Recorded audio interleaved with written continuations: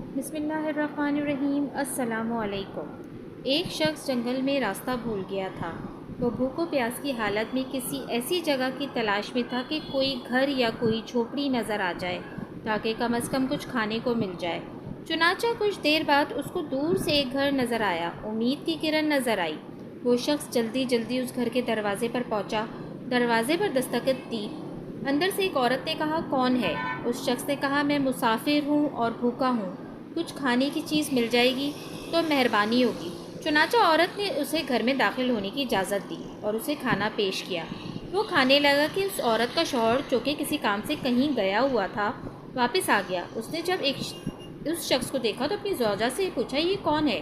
اس نے بتایا کہ ایسے ایسے آیا ہے اور حاجت مند تھا، میں نے اس کو کھانا کھلانے کے لیے یہاں پر رکنے کی اجازت دی ہے۔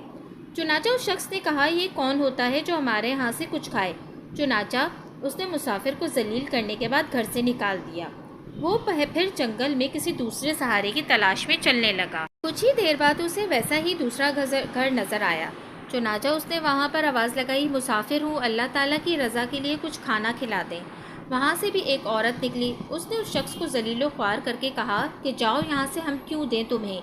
کچھ وہ مسافر شرمندہ ہوا اور مایوس ہو کر جانے لگا کہ اس عورت کا شوہر آ گیا۔ اس نے اپنی زوجہ سے پوچھا، یہ کون ہے اور کیا کہہ رہا تھا؟ عورت نے کہا کہ ایسے ایسے کہہ رہا تھا، میں نے کہا جاؤ، اور پھر ہم کیوں کھلائیں کسی کو؟ یہ سن کر شوہر نے اس مسافر کو واپس بلایا، گھر میں بٹھایا، کھانا کھلایا۔ وہ مسافر بہت حیران ہوا۔